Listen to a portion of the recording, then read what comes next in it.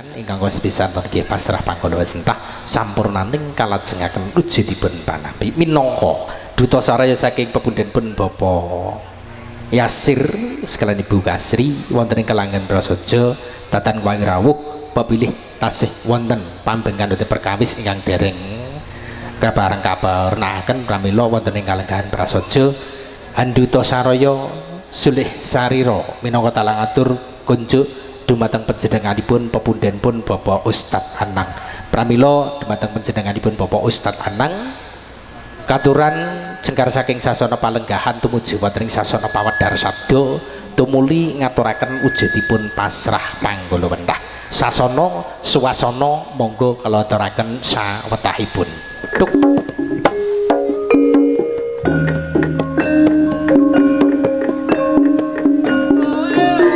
jong jeri belung rondo ningkang apa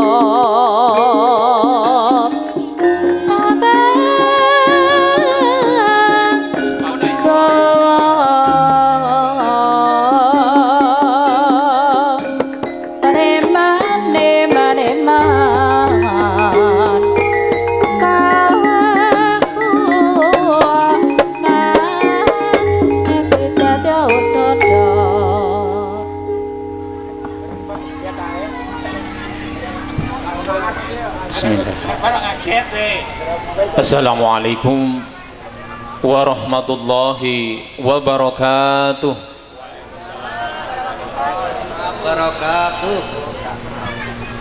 Hamdan syakir, hamdan na'im, hamdan yuafi ni'amahu wa yukafi mazidah.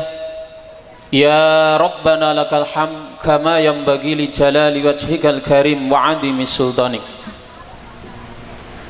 Ashhadu an la ilaha illallah wahdahu la syarika lah wa ashhadu anna Muhammadan abduhu wa rasuluh la haula wa la quwwata illa billah amma ba'da. Sagenging para alim, para ulama, para kiai, para ustadz so ustadzah ingkang tansah kula hormati dumateng pepundhen kula Bapak Gunawan kalian Ibu Sukinah ingkang tansah kula hormati dumateng para rawuh tamu undangan kakung saha putri ingkang tansah kula hormati boten kesumpen inggih punika temanten kakung saha putri ingkang tansah berbahagia. Monggo langkung rumiyin ing dalem kalodhangan siang punika kita tesarengan tansah amuji syukur kehadirat Allah Subhanahu wa taala. Wontenipun napa ing wekdal ingkang sangat berbahagia punika kita sedaya saged makembal wonten ing mriki inggih punika dalemipun Bapak Gunawan dalasan Ibu inggih punika kanthi adicara walimatul arus kanthi kawontenan sehat wal afiat boten wonten alangan satunggal punapa. Kaping kalihipun sholawat uti kesalam mugi tetap kunjuk dumateng junjungan kita Nabi Agung Muhammad Rasulullah sallallahu alaihi wasallam katuro dumateng keluarga saha para sahabat-sahabatipun lumebera dumateng kita sedaya ingkang akhiripun dados syafaat manfaat fidini wa dunya ila hadzal jannah. Para bapak, para sederek sedaya tamu undangan ingkang tansah kula hormati wonten ing mriki kula minangka sulih salira saking Bapak Yasir dalasan Ibu Kasri ingkang midil saking dusun Ngubalan kapurih hamasrahaken pun putra bagus inggih punika Nak Mas Yudi ingkang pikantuk inggih punika Puji Ayunda Rahma putri saking Bapak Gunawan dalasan Ibu Sukinah. Ingkang sepindah Bapak Yasir dalasan Ibu Kasri inggih punika ngaturaken sembah nuwun dhateng keluarga mriki, mbok pilih sedaya rombongan saking dusun Ngubalan sampun dipun trampi utawi dipun tampi kelawan asta kekalih utawi ingkang sae punika. Sepindah malih kula nyuwun inggih punika ngaturaken sembah nuwun sanget dhateng Bapak Gunawan dalasan Ibu. Ingkang kaping kalihipun Bapak Yasir dalasan Ibu Kasri inggih punika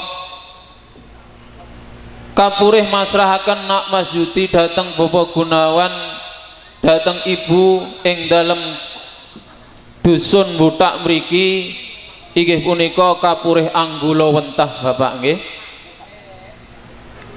Pramila kula suwun Bapak Gunawan dalasan Ibu Sukinah kersa anggula wentah dumateng Nak Mas Yuti punika keranten Nak Mas Yuti punika dereng pengalaman.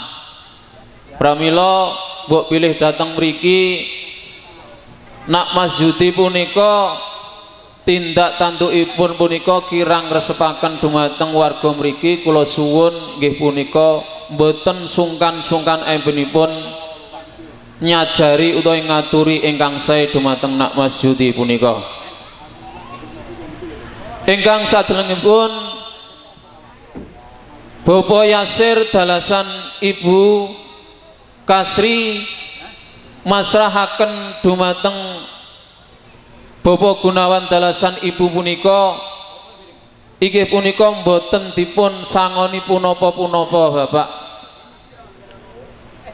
Pramila ing mriki kula nyuwun agungipun papunten sanget dumateng Bapak Gunawan, mbok pilih Bapak Yasir dalasan Ibu punika namung dipun paringi sangu donga mawon wonten ing mriki. Wonten salajengipun kula haminangkani wakil saking rombongan saking dusun Ngubalan inggih punika para pangombyong temanten kakung nyuwun pangapunten ingkang saageng-agengipun. Mbok pilih sedaya pangombyong wonten ing mriki inggih punika tindak tandukipun kirang pinuju prana. Sepindah malih kula nyuwun pangapunten ingkang sakathah-kathahipun. Lan wonten ing mriki sepindah malih Mas Yuti saking putra Bapak Yasir dalasan Ibu Kasri sepindah malih kanthi asta kekalih inggih punika kanthi ucapan Bismillahirrahmanirrahim la haula wala quwata illa billah kula aturaken dumateng keluarga mriki inggih punika Bapak Gunawan dalasan Ibu Sukinah. Pramila wonten ing mriki atur saking kawula ingkang terakhir inggih punika mangke sak bibaripun adicara ing wekdal tiang punika kula dalasan sak rombongan inggih punika pangombyong saking temanten kakung inggih punika saking dusun Ngubalan nyuwun pamit saking dusun mriki mangke kula suwun dongaipun supados slamet ngantos wonten ing tujuan inggih punika wonten dalemipun piyambak-piyambak. Saking kula sekedhik atur ingkang saged kula aturaken saking kula pribadi nyuwun pangapunten ingkang sakathah-kathahipun. Wa bilih anggenipun kula matur wonten klodak kladukipun. Wa billahi taufiq wal hidayah wa ridwani wasya. Wassalamualaikum warahmatullahi wabarakatuh.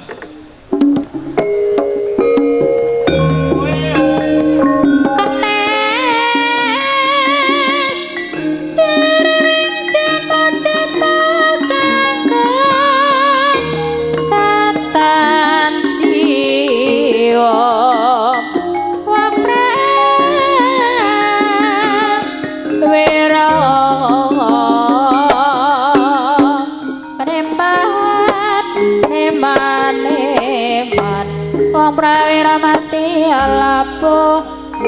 negara. Triki makaten kala wujudipun adicara pasrah panggulawendah sampun dipun aturaken sampurnaning adicara pasrah panggulawendah pun kalajengaken wujudipun panampi minangka duta saraya sulih sarira saking panjenenganipun pepunden pun bapa Gunawan sekalian ibu kunjuk dumateng panjenenganipun pepunden pun bapa Waidi ingkang ngaturaken wujudipun panampi pramila kunjuk dumateng panjenenganipun pepunden pun bapa Waidi katran jegar saking sasana palenggan tumuju wonten sasana pawedhar sabda tumuli ngaturaken wujudipun panampi sasana swasana monggo kula aturaken cekapipun.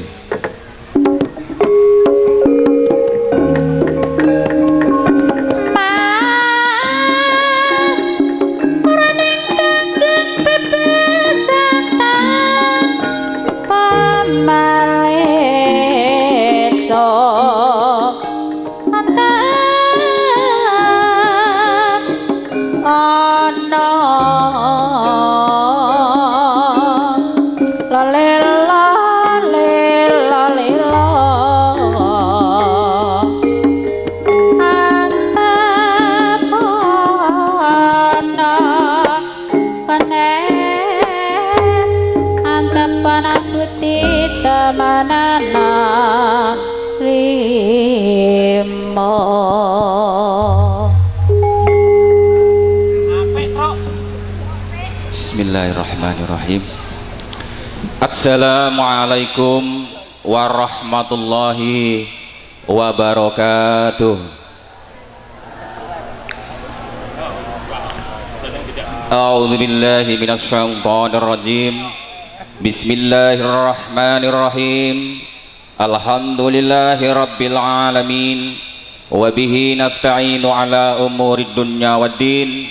Wassalatu wassalamu ala asyrafil anbiya'i wal mursalin sayyidina wa habibina wa qurrati a'yunina wa maulana Muhammadin sallallahu alaihi wasallam. Rabbi israh li sadri wa yassir li amri wahlul 'uqdatam min lisani yafqahu qawli. La haula wala quwata illa billahil aliyyil azim. Amma ba'du. Dumateng sedaya para rawuh tamu undangan sedaya sesepuh pini sepuh kasepuhan ingkang dahat kula bekteni lan dumateng sedaya pangombyong penganten kakung injih menika duta sraya saking Bapa Yasir dalah Ibu Kasri ingkang kula hormati wabil khusus dumateng mempelai berdua panjenenganipun adik Yudi dalah adik Puji Ayunda Rahmah ing ri kelenggahan Ahad wagi punika sampun sah dados suami istri ing babakan toto pamarentah sampun dipun sahaken ijab kabul lan wonten ing adat kajawen kala sampun dipun panggihaken dipun binayangkari wonten ing sak ngandhapipun Tarub Agung sak nginggilipun Tratak Krambat Gapurata kati mekaten sampun sedaya dipun lampahi Bapa Gunawan dalah Ibu Sukinah mugi Gusti Allah Subhanahu wa taala tansah paring cekap gampil selamat hasil fid dini wa dunya wal akhirah sumrambah dumateng sedaya pirawuh ingkang sami pinelenggah lan dumateng kadang sinoman guyub rukun dusun butak RT 9 RW Gangsal ingkang tansah saya banggakan ing mriki kula minangka sesulih saking Bapak Gunawan dalah Ibu Sukinah ngaturaken gunging panuwun ingkang tanpa pepindhan dumateng sedaya hadirin kakung Sumarno Putri ingkang sampun ngelonggaraken wekdalipun hangadiri paring donga pangestu anggenipun gadah hajat mantu Bapak Gunawan dalah Ibu Sukinah. Bapak Gunawan dalah Ibu Sukinah mboten saged paring panyambut ingkang sumanak utawi grapyak utawi palenggahan ingkang kirang sakeca lan paring suguhan ingkang kirang mirasa ing mriki kula sesulih saking Bapak Gunawan dalah Ibu Sukinah ngaturaken pangabsama lan kula pribadi ngaturaken sugeng pilenggah dumateng sedaya pangombyong temanten kakung saking dusun Ngobalan. Kaping kalihipun selawat saha salam mugi tansah kunjuk dumateng junjungan kita Nabi Muhammad Rasulullah sallallahu alaihi wasallam. Hadirin ingkang kula hormati, ing mriki kula sesulih saking Bapak Gunawan badhe paring atur pasrah panampi saking wau kadang besan Bapak Yasir dalah Ibu Kasri sampun ngaturaken ingkang putra inggih menika panjenenganipun Adik Mas Yudi wonten ing mriki kanthi ucapan bismillah barakallahu laka wa baraka alaika wa jama'a alaika wa bainakuma fi khair. Ing mriki Adik Yudi sampun katampi kanthi raos bombong bingah dumateng keluarga besar Bapak Gunawan dalah Ibu Sukinah. Lan Bapak Gunawan dalah Ibu Sukinah badhe siaga utawi sagah hanggula wentah ingkang putra inggih menika panjenenganipun Adik Yudi mangke wonten ing dalem mriki boten dipun benten-bentenaken menika putra kandung menapa putra mantu, mangke badhe dipun gulawentah kanthi sak sae-saenipun lan mangke dipun kenalaken wonten ing lingkungan wonten ing masyarakat dusun Butak mriki. Lan salajengipun Bapak Gunawan boten rumaos kebebanan kanthi kehadiranipun sedaya pangombyong temanten wau dipun sanjangi boten dipun betani sangu, malah Bapak Gunawan ngaturaken matur sembah nuwun ingkang sak kathah-kathahipun hawit saking karawuhan panjenengan sedaya nambah regengipun swasana siang punika wonten ing dalemipun Bapak Gunawan dalah Ibu Sukinah. Lan samangke kula suwun dumateng sedaya hadirin pirawuh kakung Suwana Putri, kula suwun mangke jengkaripun ngantos bakdanipun doa. Insyaallah panjenengan sabar nenggo ngantos dumugi titi wancining paripurna pawiwahan punika, insyaallah ganjaran ingkang panjenengan tampi saged nambah barokah wonten ing donya ngantos mangke wonten ing yaumul kiamah. Allahumma amin. Wusana saking kawula Bapak Gunawan dalah Ibu Sukinah ngaturaken sugeng pinarak lenggah kanthi mardikaning manah mbok bilih dumateng sedaya kadang-kadang sinoman guyub rukun sampun samapta anggenipun juru masak wonten ing dapur sampun siaga ing mriki sampun acara pasrah panampi sampun paripurna kawula sumanggaken hangedalaken. Akhir kalam billahi taufik wal hidayah waridho wal inayah. Wassalamualaikum warahmatullahi wabarakatuh. Anjajak desa pilakoni kala mangsane parini saka raide alamus sakara kekadiluwang alasan gunung tangan sampun paripurna sawetawis dangu istirahat waja pinanganten saripin nggih dipun lenggah wonten ing sasana rinengga Mugi kinrepaken tilaring wonten ing pawan tumuju Panti Busana arsa anggracut wujudipun busana kanalendran santun besar kasatriyan.